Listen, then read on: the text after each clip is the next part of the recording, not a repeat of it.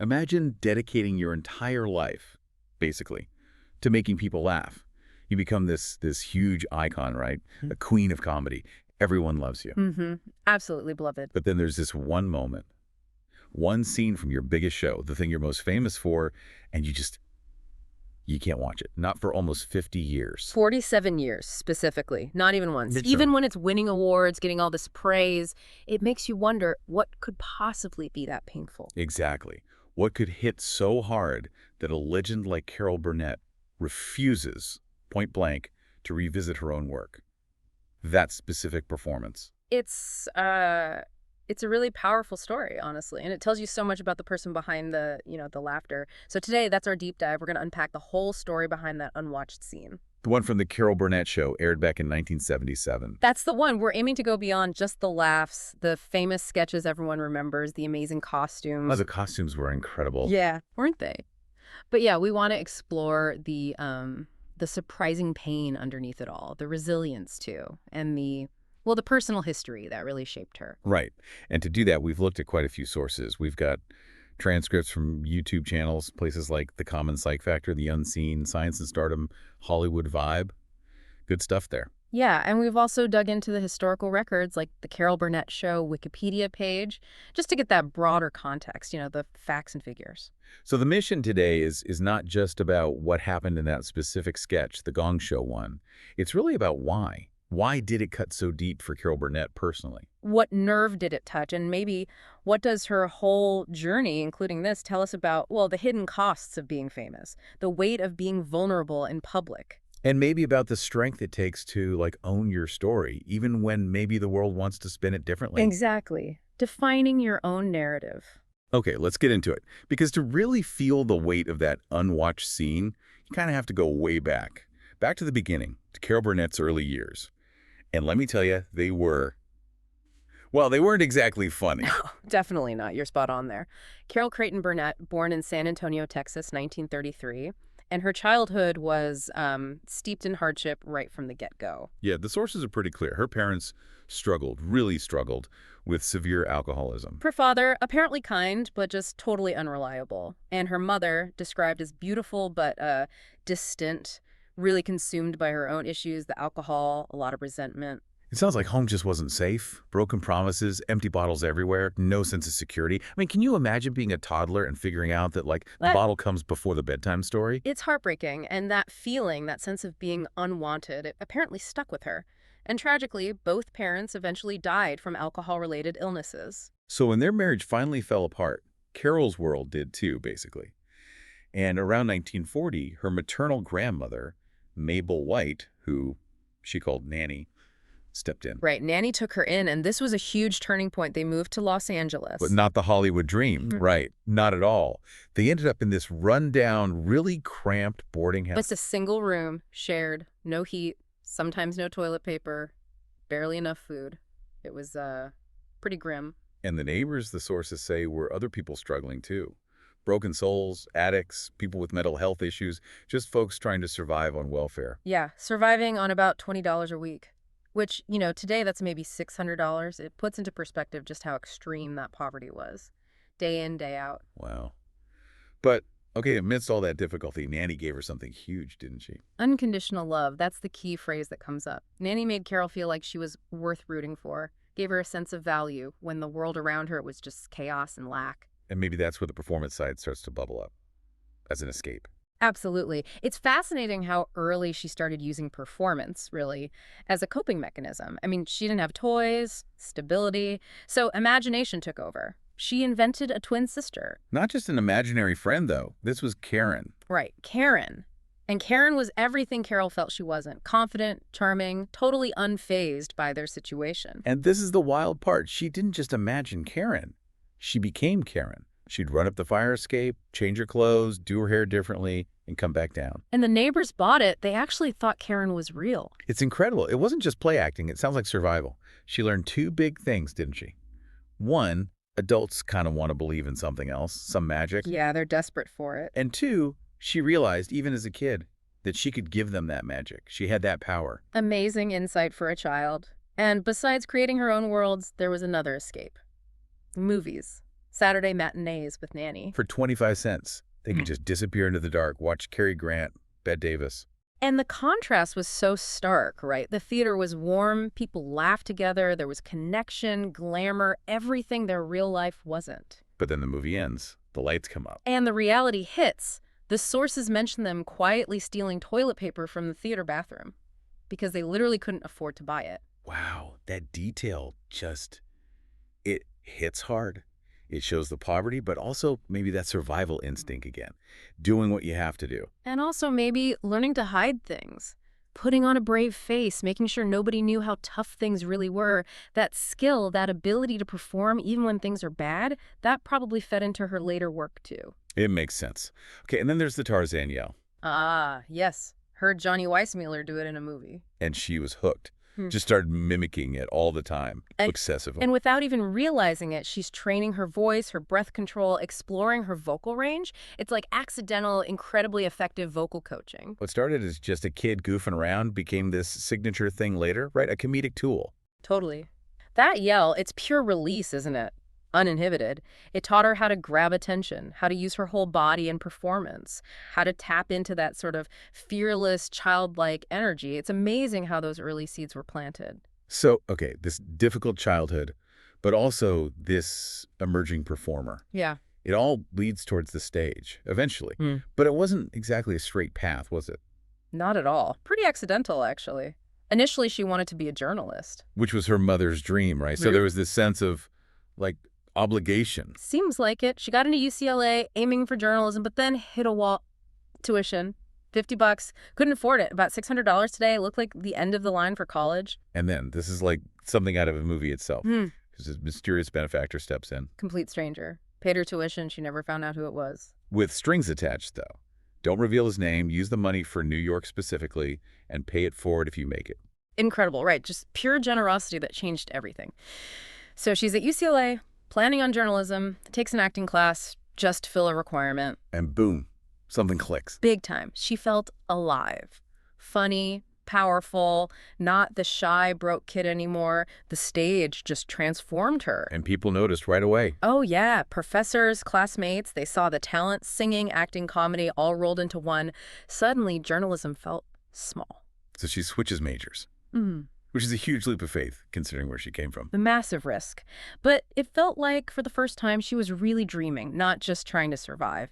And it paid off fast into freshman year. She's named most promising newcomer in the theater program. Like a sign saying, yes, you're on the right track. Exactly, a validation. Yeah. So with that boost, even as a junior, she decides, okay, New York, Broadway, that's the goal. 1954. But how did she get the money this time? She was working as an usherette, making pennies. Another bizarre twist. She's at a party in San Diego, meets this millionaire shipbuilder, tells him her dream, and he offers her and her boyfriend, Don Soroyan, $1,000 each. No way. Same rules. Same rules. Anonymity, New York, pay it forward. So with $2,000 in their pockets, they ditch UCLA and head east. She'd never been further than Texas. She said later, I didn't know enough to be scared. Lands in New York, checks into the Algonquin Hotel, way too pricey. The money starts vanishing. She almost gives up. Ready to call home, admit defeat. Yep. Then hears on the radio about Hurricane Carol heading up the coast and takes it as a sign, like the universe telling her to stay. That's amazing. So she stays. Yeah. And finds the rehearsal club. Yes. This boarding house for young women trying to make it in showbiz. Old, a bit run down, but buzzing with energy. Shared rooms, shared bathrooms. But for her, it was paradise. Compared to sleeping on a couch, yeah. It was a community, everyone chasing the same dream. She worked as a hat check girl at night, auditioned during the day. And they put on their own show, the Rehearsal Club Review. Pooled their money, sent out invites, and big names actually came. Marlene Dietrich started opening some doors. But the real breakthrough came from a song about John Foster Dulles, the Secretary of State. So random, right? It was this joke love song, totally absurd, written by Ken Welch. But Carol's performance just made it legendary. Why? What did she do? She committed, sang it like the most serious, heartfelt torch song ever, dramatic gestures, longing looks. But about this incredibly stiff, boring politician, the contrast was just hilarious. Yeah, that mix of sincerity and total silliness. Became her signature. Got her on Jack Pear, then Ed Sullivan in 57, knees shaking, terrified but thrilled, and the audience just roared. That ridiculous song launched her, showed she could make anything funny. So after that, things start moving faster. Yeah, she keeps working, small parts, building momentum. Then 1959, bam, What's Upon a Mattress, off-Broadway hit, moves to Broadway. And she's the lead, Princess Winifred, Where? not your typical princess. No way. Loud, clumsy, from the swamp, totally unconventional. The show was a smash, ran for ages, got her a Tony nomination. And that loan, she paid it back, right? Like exactly 5 years to the day after getting it, June 22, 1959. Paid back the full $2,000. The benefactor never replied. By then, she was making $500 a week, felt like a millionaire. And the show really depended on her, didn't it? Absolutely. Critics were initially kind of meh, but audiences loved her. When she left in 1960, the show basically closed down within a week. She was irreplaceable. Then TV comes calling. The Gary Moore Show. Huge step. 1959 to 62, turns her into a proper TV star, wins her first Emmy in 62, her cleaning lady character, iconic. And she learned something really important from Gary Moore, right? About interacting with the audience. Yes. His unrehearsed Q&A warm-ups, just chatting with the studio audience before the show, that casual, spontaneous connection. Carol saw that, absorbed it, and made it a cornerstone of her own show later. So all these pieces, the tough childhood, the escape into performance, the lucky breaks, learning comedy, connecting with audiences, it's all building towards the Carol Burnett Show. Exactly, laying all the groundwork for what became, well, just a television phenomenon. And what a phenomenon. September 11, 1967. The show premieres on CBS. And TV was never quite the same. 11 seasons, straight through from 67 to 78, pulling in like 30 million viewers every single week. That's just staggering. Almost unbelievable numbers today. Right, and it really did change things. It was one of the first variety shows doing live comedy sketches with the studio audience reacting in real time. You can draw a direct line from that to Saturday Night Live. Plus, she was a woman fronting her own major variety show. Oh, yeah. That was huge back then. Television was such a boys' club. Absolutely groundbreaking. She wasn't just hosting, she was the star, the driving force. And the ratings proved it worked. Top 30 for the first 4 seasons, hit number 13 one year. Even when they moved it around the schedule, Monday, Wednesday, Saturday nights, it stayed strong. Became part of that legendary CBS Saturday Night lineup, didn't it? With All in the Family, MASH, Mary Tyler Moore, Bob Newhart, just powerhouse television. And the cast was just Perfect. Harvey Korman, Fifi Lawrence, Lyle Waggoner, Tim Conway later on. Carol apparently insisted on getting Harvey Korman after seeing him on Danny Kaye's show. She just knew he was the right fit. And Vicki Lawrence. Hired at 17 because she wrote Carol a letter saying they looked alike. Amazing story, isn't it? And she becomes her kid sister in the Carol and Sis sketches. Fan favorite right away. And that Q&A segment she borrowed from Gary Moore, that became iconic too. Totally. Just bump up the lights, walk out, talk to the audience. Completely unscripted. Sometimes they'd ask crazy things, and she'd just roll with it. Pure connection. Then the recurring sketches. As the Stomach Turns, the soap opera parody. Oh, my God. Hilarious. And the family, of course. Carol as Eunice, Harvey as Ed, Vicky as Mama. So brilliantly observed, even amidst the comedy. And the charwoman character, that quiet, poignant figure, used in the opening credits sometimes, too. Right, that symbol of her connection to, ordinary people, maybe her own past. Okay, we absolutely have to talk about Bob Mackie, the costume. 17,000 outfits over the run. Can you even imagine? But it wasn't just about looking good, was it? The costumes were part of the comedy. Oh, completely. Carol always gave him credit for that. Like Mrs. Wiggins' skirt so tight it forced her posture into that funny shape. It created the physical comedy. Or putting rice in the undergarments for older characters to make them look saggy. Genius. Little details that made such a difference. And the Went with the Wind curtain rod dress, that's legendary. It's in the Smithsonian now. Costume is comedy prop. The guest stars, too. Unbelievable list. Jim Nabors was her good luck charm, right? Every season premiere. Yep. But then you had Lucille Ball, Jonathan Winters, Ella Fitzgerald, Cher, Maggie Smith, Betty White, Steve Martin even early on. Just everyone wanted to be on that show. And the awards just poured in. 25 Emmys for the show overall. Incredible number. Emmys for writing, music, choreography, best variety series. Harvey Korman won 4 supporting Emmys. Tim Conway won 4 too, acting and writing. Carol herself won Golden Globes in 77 and 78. Yeah. People's Choice Awards multiple times. It was just universally loved and acclaimed. And the legacy lasts, right? TV Guide, Time, Variety, all rank it as one of the greatest shows ever. Kennedy Center honors for Carol, Mark Twain Prize, even a Grammy for her memoir audiobook. It was a cultural touchstone. Absolutely massive. Yeah.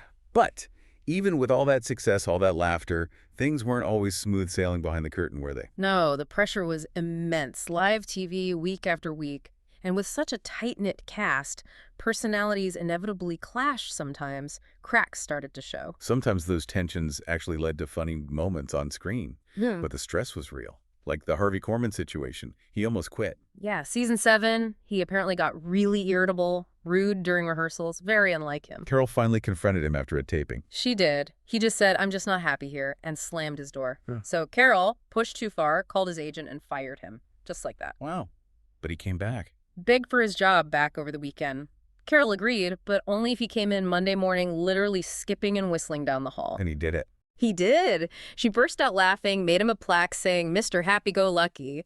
He stayed until season 10, shows her leadership, but also the tension, right? Definitely. And then there was Tim Conway, the king of making everyone else break character. Oh, Conway's capers. His rule was never give the best stuff in rehearsal. Save the truly insane ad-libs for the live taping. Which made it hilarious for the audience, but torture for the cast, especially Harvey Korman. Korman could barely hold it together when Conway went off script. The most famous example is probably the elephant story during a family sketch. Oh, God, yes. Conway just starts rambling about a circus elephant. Completely improvised. Totally improvised. Long, winding, nonsensical story. And you can just see Carol, Vicky, and Dick Van Dyke, who was guesting, just dying on stage, trying so hard not to laugh. That's a bit agony. And then Vicky, as Mama, finally snaps and ad-libs, "Are you sure that little asshole is through?" No. Did she really say that? She did. And it broke everyone. Even Conway lost it. Those unscripted moments where they genuinely cracked each other up, that became the heart of the show for many people. Yeah, that authentic joy. But, okay, not all the behind-the-scenes stuff was about laughter. There was real pain building, too, especially in Carol's personal life around that time, leading up to 1977. Yeah, that's crucial context. Her marriage to Joe Hamilton, who was also the show's producer, was falling apart. And her daughter, Carrie, just a teenager then, had started using drugs. Heartbreaking. So Carol was juggling this immense public success, this expectation to be funny and happy all the time, while privately her home life was collapsing. She said later that Eunice, that character, felt like her around that time, just holding everything together with a paperclip and a prayer. That was her reality. Which brings us right to it. The Gong Show sketch. 1977. The scene that broke her. Part of the recurring family sketches. Carol is Eunice. Always frustrated, always overlooked. But this sketch had a particularly brutal premise. Eunice auditions for a talent show, the Gong Show, hoping this is finally her chance. For recognition, respect, this is something more. But instead, she just gets torn down, mocked by the judges, the audience. And one judge was played by Alan Lutton, a real game show host people knew and liked. But in the sketch, he played it with this chilling indifference, just casually dismantling her dreams, telling her she wasn't good enough. And the key difference here, what made it so devastating, was Carol's performance. She didn't play Eunice for laughs this time. No, she played it completely straight, quiet, controlled, devastatingly real. She stripped away the usual comedic caricature. So when the rejection comes, the camera closes in on her face. You see Eunice just crumble. But it's not theatrical. It's the quiet desperation of someone whose last hope is being extinguished. Carol let all that raw pain show. No punchline to rescue it, no laugh track, just vulnerability. Yeah, just a woman trying not to fall apart. Utterly real. And the reaction on set, silence. Total stunned silence when they called cut. No laughter, no applause, just stillness. Crew members, guys who'd worked with her for years, apparently had tears in their eyes. And Carol Walked off stage, didn't say a word, went straight to her dressing room. Later that night, she begged the network not to air it. She said it went too far. Yeah. That it wasn't comedy. Yeah. She felt their job was to help people forget pain, not remind them of it. It was a deeply personal plea. But they aired it anyway. They aired it anyway. And what people watching couldn't know, was that Carol wasn't just acting that pain, she was living it. She said later, Eunice's pain felt like my own. And when you look at her childhood, being told dreaming was useless, that nobody wanted to hear her, that people like her didn't get happy endings. Those words from her mother, deep in alcoholism. They haunted her. That fear of being dismissed, of not belonging, of being told she wasn't good enough. It was always there, under the surface. So when the judges in the sketch mocked Eunice's dreams, They were echoing those childhood voices, those deep-seated fears, and that night, performing it, she didn't fight it. She just let it happen. She let herself break on camera because it felt real to her. so much pain behind the performance Yeah. and the betrayal. People wondered who insisted on airing it. Was it the writers? Alan Letton. Sources close to her say she never blamed Letton. He was just doing his job.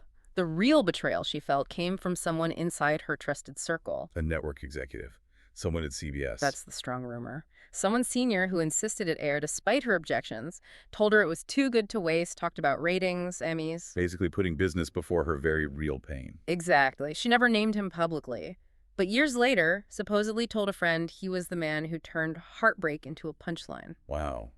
And when asked if she forgave him, She apparently just said, he got what he wanted, but I lost something I can't get back. it wasn't just about the scene then. It was about control. But her boundaries being violated, being told her pain was just content. Precisely. And it changed her, fundamentally. After that, she never let herself be that exposed again. Not for the network, not for the audience. Every script got filtered through that lens. Is this going to break me? Because she wasn't going there again. She drew a line. But ironically, that painful sketch, critics loved it. It's considered a classic moment. It even led to spin-offs. Right, the TV movie, Eunice, and then Mama's Family with Vicki Lawrence. Though Carol wasn't heavily involved in that, was she? No, she limited her involvement. That was also around the time her divorce from Joe Hamilton was happening. So a lot going on. And life after the show. Yeah. It continued to be this mix of incredible highs and really deep lows. The situation with her daughter Carrie's addiction must have been agonizing. Oh, profoundly. Started when Carrie was just 13. Cocaine, marijuana, Quaaludes. Carrie said she did it to stop being Carol Burnett's daughter, to find her own identity. Carol sent her to rehab multiple times. It was a long, long struggle. 19 years, the sources say. There was even a period of estrangement over a year after Carrie ran away from one facility. Carol called it the hardest decision, having to set those tough boundaries, saying, you have to love them enough to let them hate you. But Carrie did get sober eventually, right? At 17. She did. And they became incredibly close, even wrote the play Hollywood Arms together, based on Carol's childhood, a real testament to their bond. Which makes Carrie's death just devastating. In 2002, only 38, from pneumonia related to lung cancer. Unimaginable loss. But Carol somehow kept going, said she felt she owed it to Carrie. That resilience is just astounding. This was after her divorce from Joe Hamilton in '84, which was likely strained by all the pressure. Carrie's addiction. Yeah, a confluence of heavy factors. But Carol did find love again. With Brian Miller, right. Married in 2001, he was quite a bit younger. 23 years younger. They married, and then just 2 months later, Carrie died. He was her rock through that absolute nightmare. Still together today. And her strength was tested again, even recently, taking custody of her grandson. Yeah, in 2020, her youngest daughter, Erin, was struggling with addiction, and the situation wasn't safe for her son, Dylan. So Carol and Brian stepped in her late 80s. Again, protecting her family, even when it must have been heartbreaking. Echoes of Nanny, maybe? Definitely seems like it, that protective instinct. And through all this personal turmoil, her career continued, and in really interesting ways. Like showing up in Better Call Saul at 89. That was amazing. Wasn't it? Playing Marion. And that scene where she confronts Saul just says, I trusted you. So quiet, but so powerful. It basically triggers his downfall. Vince Gilligan, the creator, said it felt awful writing a scene where Saul might kill Carol Burnett because she's a treasure. But that made it powerful. Showed her dramatic range, miles away from the sketch comedy people knew best. And she did Mad About You in the 90s, too, won an Emmy for that guest role. Right, proving she could handle modern sitcoms, that quieter, more naturalistic style. She wasn't just a physical comedian. And voice acting. Horton Hears a Who, The Trumpet of the Swan, reaching new generations. Kept her relevant, kept her working, and she even went back to Broadway in '99 after 30 years away. Starred in Sondheim's putting it together. Sondheim. That's demanding stuff. Handled it beautifully. Apparently even turned a wardrobe malfunction during one show into an improvised bit, didn't miss a beat. Critics raved about her stage presence. Still had it. So when you step back and look at it all, Mhm. what's the takeaway? She gave the world so much laughter for so long. Yeah, Helped people escape their own troubles. absolutely lifted millions. But that laughter came at a cost. Behind the scenes, there was struggle, there was heartbreak. And behind that one specific famous moment, there was this deep personal pain she guarded for almost 50 years. So why does her refusal to watch that scene still feel so significant? I think it's because by refusing, she wasn't just protecting herself, she was making a statement, right? A quiet statement. My pain is mine. You don't get to define it or exploit it. I do. She sort of redefined vulnerability on TV, didn't she? Showed that strength isn't about never feeling pain, it's about how you handle it, how you protect yourself. Exactly. The strongest people often hide the most tears. True strength is maybe in that quiet courage to set boundaries after you've been hurt. It makes you think, doesn't it? About your own life. Those moments that feel too real to look back on. What can we learn from Carol Burnett's journey? About processing pain, protecting ourselves, owning our own stories. Especially when maybe others try to write them for us, or worse, try to cash in on our vulnerability. It's a powerful lesson in resilience and self-definition.